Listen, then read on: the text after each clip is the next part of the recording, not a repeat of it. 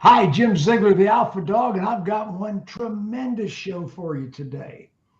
If you notice, there's four divas on the screen with me right now, and we're and we're doing a promo for Digital Dealer. Process makes perfect. I've got no idea what that title means, so I'm going to have to go to Denise. Denise, tell me what that means. Awesome. So process makes perfect means that, in order to have success in any business, not even just a dealership, there has to be process behind the strategy even before you launch, right?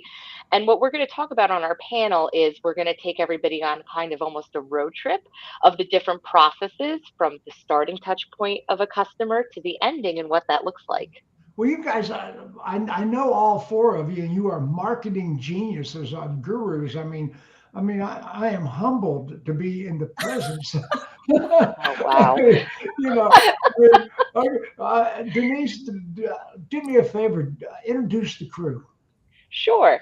So I am Denise Galiasatos. I am the president and COO of PCG Digital. We also have Laurie Halter here with us, who is the owner of Charisma Communications. There she Hey is, everyone, here I beautiful. am. Hi. Hey, we have April Simmons, who is the marketing director of the Horne Automotive Group. April, give everyone a wave. Denise, you're so good. I'm zoned this wave. This is the wave. And we are also joined by Hannah Lifson, who is the marketing director of Friendemic. Hi, Hannah. Hi, everybody. Jim, I'm And so you, glad you had Denise introduced because none of us can say her last name. That's right. hey, Galliasatos. That's it. Oh, okay. Nailed Jim it. can say your last name. That name counts 60 points in Scrabble. I remember That's that. So you guys are doing a panel at Digital Dealer, and if I'm not mistaken, it's May 10th. Yes, Yes. May 10th, and what time? I believe one. Is that right, girls? I think 10. two. Two. See, this is why we ask Hannah. Hannah's the one who knows. Hannah's got it all together. 210. Oh, Hannah's got it all together. Hannah's got it all. And we're going to be talking about process. And I take it, since all four of you are marketing directors, it's going to have to do with digital. Partially. So some of it's digital, but we also talk about how important it is to seamlessly put digital together with the real life experience within the dealership. So really it's more of creating that customer journey from the beginning to the end and making it seamless for the customer. Fantastic. Oh, I see we got Roger Conan in the audience. Who the hell is Oh, hi, Roger. it? All right. April, what is going to be your part in this presentation? Well, as a person who's in the dealerships, day in and day out, kind of taking what the girls are saying and showcasing and how we go about it, but what happens actually in the dealership and what happens if you don't actually have a process in the dealership. So it's kind of the communication point is we are as dealers are in the center of it because you have the customer over here and you have the vendor over here. And there's all these new products and all this new stuff and the digital retailing and all these things that everyone's talking about. A lot of the OEMs are pushing and forcing us to have. So here's all this stuff that everyone's saying, you need to do this, you need to do this, you need to do this. And that's going to help the customer. But a lot of times what we're forgetting is the dealer in between that needs to connect those two dots. We've got to do it in the real world with real customers. That's right. Right. And so, I've gone through a lot of trial and tribulation through, the last decade in trying to figure that out. And so I'm going to just share best practices along that roadmap of, hey, watch out for this. Here's a red flag to be careful for, and make sure that people understand how to best connect those two dots between your vendors that are providing great products to help us be new and innovative, and then the customer who pays our bills. So Digital Dealer, that's going to be the 9th, 10th, and 11th, Tampa, Florida. Hey, guess what? The dog's on stage too. Wow. Are we going to be upstage, ladies? I think we may be upstage by the A little dog. bit of an upstage. I think Don't miss my session. Hannah, what are you? Please. Hannah, what's your role in this foursome? So I'm actually going to be the first stop on our digital roadmap. I'm going to be talking quite a bit about Google business profiles and how if they can't find you on Google, they'll probably never find you in real life. And I think I also want to sort of just touch back on, this isn't just going to be a full circle going from garage to, getting them on the actual lot. It's going to also be afterwards. So I would invite and recognize anyone on the service side of the house to also be joining us, because April's going to be speaking both from the sales as well as the service department's point of view. Denise is going to be talking about how to communicate with both sides of the house. And then let Denise tell that part. Yeah. Come on now. Yeah, stop coming over. Go, Hannah, go. No. Hey, you gave me the microphone. You called on me. You knew it was going to happen. Okay, hey, the dog giveth and the dog can take it away. He's rough with that microphone. Oh my gosh. Denise, what's your role in this mischief? Sure. So I'm going to dive into conversational commerce piece, right? So once they find you and they start communicating with you, what does that look like? So I've been on this big journey of conversational commerce through social platforms, and I'm realizing my activity on social media has changed drastically in the way I'm shopping, right? So I'm utilizing, Instagram per se to find hotels to go on vacation, and I'm engaging with the hotels through Messenger. And I've been doing this big study for the past couple of months to see. Oh, you are so technological. Look at you. I'm in. So I want to see who's engaging with me in Messenger and who isn't. And there was a couple of hotels that, since they hadn't messaged me back when I had questions about, the location and where it was, we were planning a trip to Florida. I didn't book there, because I wanted somebody to talk to me, So I'm on this huge journey of conversational commerce. And it also stems from where the customer first interacts with you too, right? I think a lot of times everybody thinks they have to come to the website for us to make that connection with each other, but it can happen anywhere. It can happen on Google My Business. It can happen in social platforms. So I'm going to go through all of Google profiles. They don't even need to touch your website. Right. Sure. Yeah. So all the new marketing and this crew here is so up to date.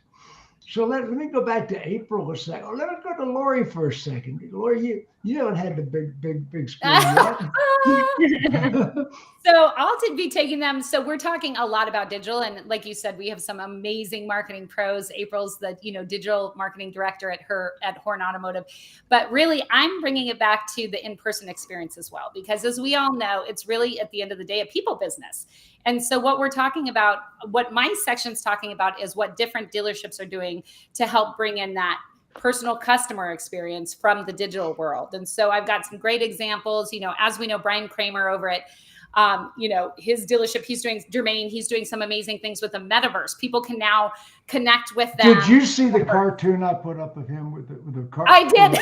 With a tinfoil hat on, communicating with the aliens. Here's the proof. Brian's way ahead of the game. The rest of us don't know what the hell he's talking about, but Brian is like way ahead of the game. He's in the metaverse. Quit it. That's it. They're doing amazing things. And then even going back to just some small things, not small, but real life, Ed Bozart over at Bozart Ford is doing, he created a restaurant at his dealership. So he's pulling customers in through the restaurant. And so now, who is that? Ed, and I did his wrong last name. I did it for the dealership. He's at Bozart Ford.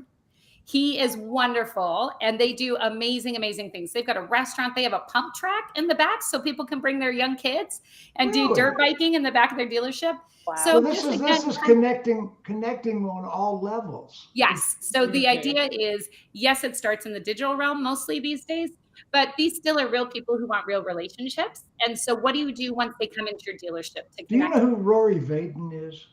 Yes, I do. Rory's a good friend of mine, and I've actually hired him to do a couple of my conferences. Rory has a saying: if you suck in real life, you'll suck online. That's 100% correct. And you know what? It goes the other way too. If you suck online, you're going to suck in real life as well. Yeah. So my section will be showing some real life examples from dealerships of ways that they're connecting with customers and continuing that seamless experience from the digital through. And as Hannah had discussed, like we talk about F&I, how to make F&I easier and how to make the service side easier. Now that's been a big challenge. Yep. Because, you know, my background is F&I. You know, yeah. All the records I hold in the car business were when I was an F&I manager. I was a good sales manager, but F&I is my forte. And that is one place where digital has fallen short. Absolutely right. And most people want to look at those F&I videos and programs before they come into the dealership. They're not interested in sitting for 2 hours and hearing what your F&I manager is selling. So that's going to be kind of my portion, is how do we keep those people moving along, keep the digital retailing experience real in the in-life store. And I know April's going to transition into this a bit, but training's so important to ensure that when people come into your dealership, they're actually having the same experience in person as they've had online today. And super great example, just to piggyback that, Laurie, you know, you had Tim Cox on yesterday, and he talked about, you know, how little people actually will do digitally if they're left on their own, right? If they're completely left on their own. But what happens when a person jumps into that digital conversation and actually starts conversating with them? Well, here's where the major... In real time, while they're still on the website, at the zero moment, while they're making a decision. Right. Bingo. And it's huge. And I've been with them, and there's a lot of great platforms. I'm not, you know, condoning one or the other, but I've been with him since like day one here in Phoenix. So, you know, I've been with him for about a decade now, and it does work, and it works amazingly. But here's where a lot of people are failing right now. OEM says dealer put in digital retailing. They put in digital retailing. Nobody is going down to the people who are supposed to be having this digital conversation with the customer and educating them on what that looks like, how to do it, and then inspecting what they expect, because nobody knows what they're supposed to expect. So it's an educational spot in why this communication has to happen all the way around. Well, look at us right now. How are we communicating? We are in 4 dimensions. That's right. We're in 4 dimensions. We are in every modality that people receive information, and that is important. How much is video playing into the new scheme of communication? It's huge. Anybody jump on that? I will say I work with True Video as one of my clients. And so video, they do a lot of studies on videos, and they do a lot of different things. And they have found that 95% of customers want to get a chat. And then if you do chat with video, it's something like 80% response rate. So video is huge. And I think this is an up and coming piece that if you're not looking at video right now as a way to communicate, you're kind of behind the 8 ball and you need to get going on it. Well, you know, I talk to hundreds of dealers, literally hundreds every month on the keyboard or on the phone. Denise, they're not doing that, are they? No, they're not. So the thing is what I always loved about video, and I used to say this even early on in my marketing career, is with video, you can get out a really great amount of information in a little bit of time, but it sticks better with somebody, right? Because you find that most people are visual learners. If you think about it, and if they've done studies on this, you know, from what customers want and everything, if they're seeing things and if they're understanding by looking at it, it's better than them getting a ton of text. But going back to, you know, understanding the process of things like April was talking about, I wanted to touch on the marketing messages that we had, you know, kind of did during the pandemic. So obviously when the pandemic hit, dealerships closed, they reopened. And what people really wanted to understand was what the process of buying a car looks like at that time. So we switched over all the marketing messages and ads to really talk about the process and not so much the vehicle. And those advertisements spiked in conversions, in views, in metrics, everything, so much so that we're still even utilizing that today. And we're really showcasing what processes look like to buy cars, because a lot of people are so interested in that. They want to walk into the dealership knowing exactly what it is that they need to do, who they need to talk to, so that they can have a very seamless experience. Well, let's take a pause for a second. For those of you that are watching the broadcast, we're talking about the panel session that these women are going to be performing at Digital Dealer, Tampa, Florida, May 9th, 10th, and 11th. The panel is Process Makes Perfect. And I know all 4 of these women. And, believe me, they're brilliant. I thought you were going to say they're trouble. Don't believe me, they're trouble. Absolutely. Every one of them is a diva in their own realm. So, Hannah, tell me more. About the panel session itself? Yes, of course. Absolutely. So, as we've all mentioned, it's start to finish, but full cycle here. So it's, where do you find the modern day consumer? How do you hook them? How do you keep them? How do you engage and build that personal relationship? Now, wait a second. Are you going to be doing specifics? I mean, we're talking generalities because we don't want to do your whole panel right now. That's right. We can't Hey, we're going to do the whole panel. You don't even need to go. No, we're just giving them generalities right now. But you're going to give them specifics on the broad headings that we're talking about. Absolutely. And they'll be so specific. By the time you leave the panel, you should be able to implement, a dozen of our strategies before end of day. Without hiring any of your companies, they will know how to do a lot of the techniques you're teaching. Yeah, absolutely. I mean, that's why we're there at Digital Dealer. We obviously all work for our respective companies and have our own opinions and products that we'd love to push out there. But Digital Dealer, at the heart and the core of it is really just to be educational. So we all collectively got together, said, hey, we think we have enough knowledge that we can bring it to this demographic, share it, and make it free, make it there, make it easy where they don't need to sign up for anything. They don't even need to know who we work for. But, we just want to better the community. Why would a dealer personally go to Digital Dealer? I mean, send your people. Well, I mean, it's just in the name. It's Digital Dealer. It's 2022. So if you're not digital, as Denise said, it's going to be tough to sell a car. So Digital Dealer is great at pulling together a variety of vendors in and even outside of the automotive world or vertical, bringing them together and saying, hey, this is the way consumers are shopping now. This might have worked, 20 years ago, but here's the modern day version. Let's go ahead and not necessarily get rid of anything that you're doing, but here are things that can not just correlate, but also, complement anything that you're already doing with your strategies. Anything you're thinking about doing, they've got a session for it. Is that pretty accurate? I would say anything so, new, yeah. right? Anything up and coming, we'll have a session on it. Yeah. Absolutely. That's also why you need to go, though, at least, once a year. I think a lot of times people think, oh, well, I went to Digital Dealer like 5 years ago, so I'm good. And I hear that a lot, in the dealerships. The dealerships have this, well, I've already been there, done that, so I'm good to go. Well, it changes, and it's changing a lot, and it's changing very fast. So for me personally, when I transitioned from being a retail desk manager into internet, I was really hyper focused on education, educating myself. I wanted to be the best. I don't want to be the second best. And Digital Dealer, honestly, was probably 70% of where, I really learned a lot. But I went in ahead of time. I planned my agenda ahead of time. I knew exactly what I was going to go watch, what I wanted to learn, what I wanted to get out of it. You get out what you put in when it comes to education. And so I really do think that people should be attending it. It is a great conference for learning.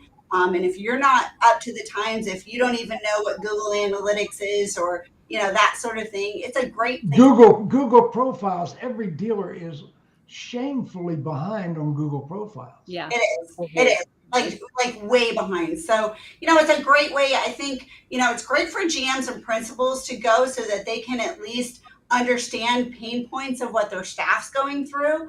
But I think it's also important for the people who are actually the ones behind the scenes doing the work to also be there. So well, you said something just now, and I'm going to jump on a second. Dealers, the decision makers, the general manager, the dealer principal, if you send your people and they come back to dealership, what I have experienced in 48 years of going to conferences is they come back and they try to implement new things. And the old guard that's on the desk, oh, we're not going to do that. And it never gets implemented.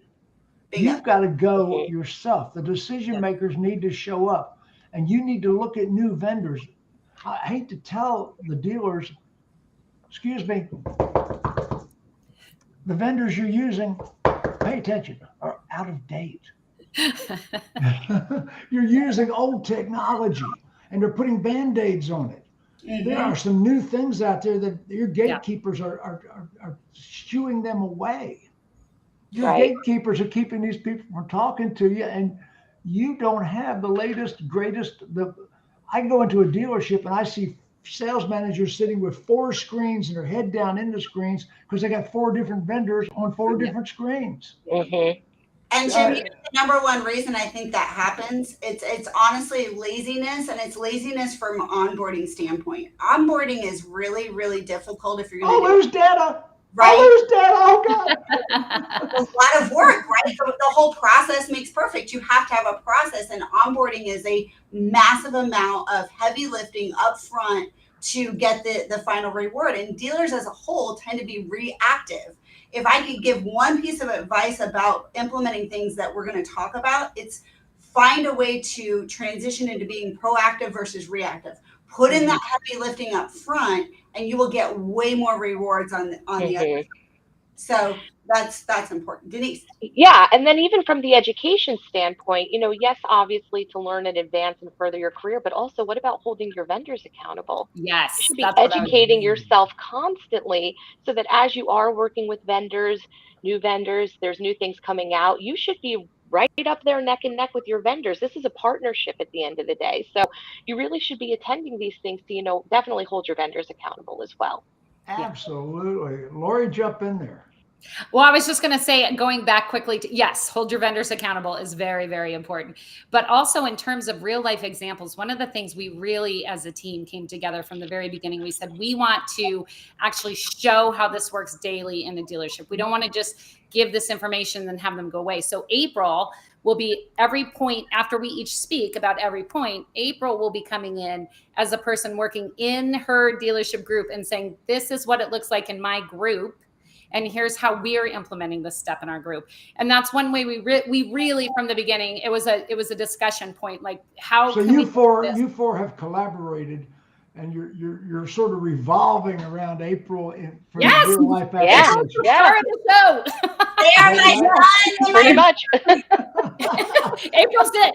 They are. You're my sun and my moon and my stars. We really, to your point, we've all been at shows, attended shows. We've done this for a very long time now.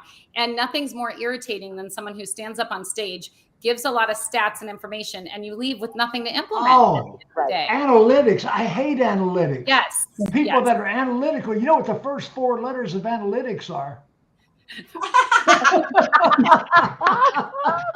Yeah, I'm analytical. Yes, you are.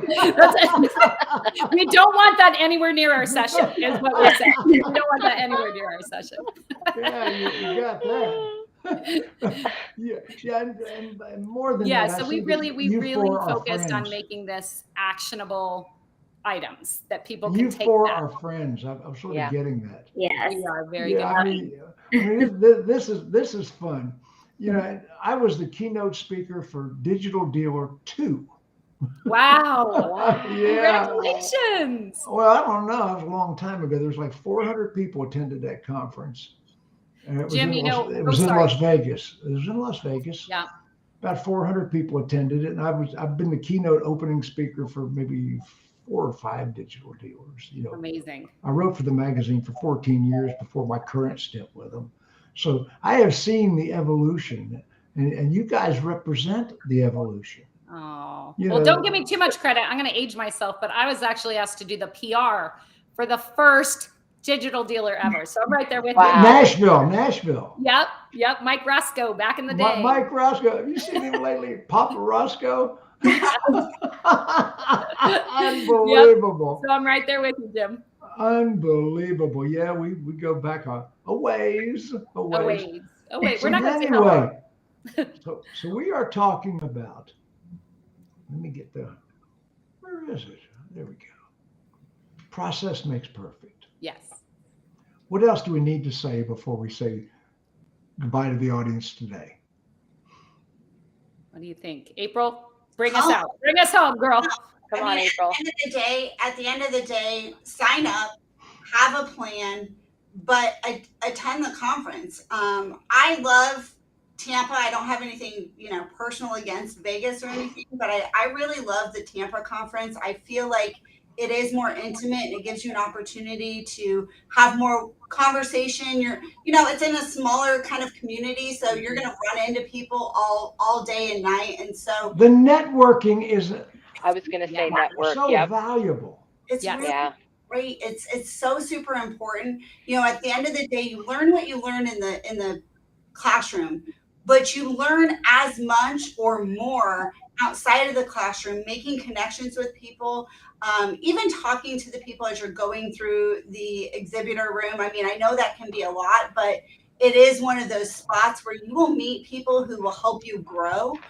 So it's one of the greatest places to genuinely, water your seeds, so to speak. And I really love the Tampa conference. So step one, go.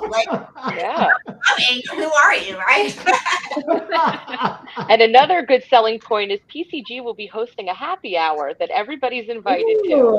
Oh, really? Yes. Yeah. Oh, really? I'm going to get into some of Pasha's private stock of wine, too. We need you in there. Yeah. That's another good selling point of the conference. Top shelf, baby. No. Let's all break into Brian's stash. This sounds great. Oh, the secret stash. The one under the podium. That's right. And I mean, Jim Ziegler's going to be there. So what more could you want? Oh, This my is gosh. truly I want to see him. Okay, I'll be doing a presentation, 20 things a general manager needs to do post-pandemic. Great. And digital marketing and digital retail are going to be two of the must-dos that I'm going to be presenting in my presentation. 20 must-dos. It's all changed. I mean, somebody asked Henry Ford one time, why don't we just ask the people? He said, if I asked the people, they'd just say they wanted a faster horse. That's right. Right. Behind it, right? You need a plan. You don't know what you need. That's right. Okay. Anything we need to say about process makes perfect before we get off? Denise? I would just say, going back to the networking aspect of these events, don't be afraid to connect with people. Don't be afraid to come up and say hi. And don't so much look at it as exchanging business cards. Really connect with people that you meet on LinkedIn. Follow them. I have a difficulty with that. I'm shy. Shy? Oh, no. Jim's such a wallflower. I mean, it really takes a lot to get him out of his shell. Oh, boy, we're going to have to practice. No.